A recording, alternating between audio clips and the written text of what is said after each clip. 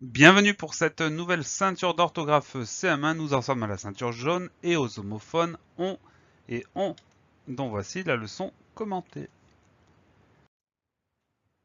Pour ces homophones on et on, la compétence qui est liée, c'est je sais distinguer les homophones on, on, ont. Voyons tout ça en détail. Que nous dit la leçon? La leçon nous dit on est un pronom personnel indéfini. Donc, il s'ajoute à la longue liste des pronoms je, tu, il, elle, nous, vous, il, elle. On connaît tous ce pronom personnel on qui permet de conjuguer les verbes. ont, c'est le verbe avoir au présent de l'indicatif, à la troisième personne du pluriel qu'on va retrouver dans la phrase par exemple. Ils ont beaucoup de chance ou bien ils ont voulu venir avec moi. Donc c'est le verbe avoir au présent.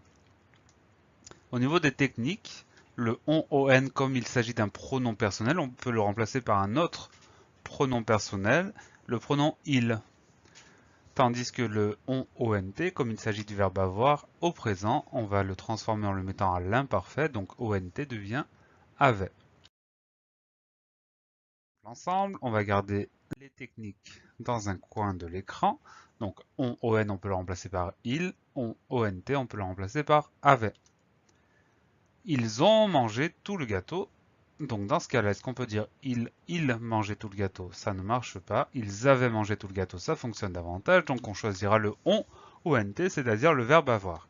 Deuxième exemple, on vient de le croiser. Est-ce qu'on peut dire avait vient de le croiser? Ça fonctionne pas vraiment. Est-ce qu'on peut dire il vient de le croiser? Oui, ça fonctionne. Donc il s'agit bien du pronom personnel on. Troisième exemple, on n'a pas compris ce qu'ils nous ont expliqué. Donc là, il y a deux trous à combler. Le premier, on n'a pas compris. Est-ce qu'on peut dire avait n'a pas compris? Non. Est-ce qu'on peut dire il n'a pas compris? Oui, tout à fait. Donc c'est bien le pronom personnel on, c'est-à-dire on. Et le deuxième trou, on n'a pas compris ce qu'ils nous ont expliqué. Est-ce qu'on peut dire ce qu'ils nous il expliquait? Pas vraiment. Est-ce qu'on peut dire ce qu'ils nous avait expliqué? Oui. Donc cette fois-ci, c'est le verbe avoir. On résume. Le premier, c'est le pronom personnel on. Le deuxième, c'est le verbe avoir. Donc ont. On vérifie tout ça. Génial, formidable. On continue avec trois exemples.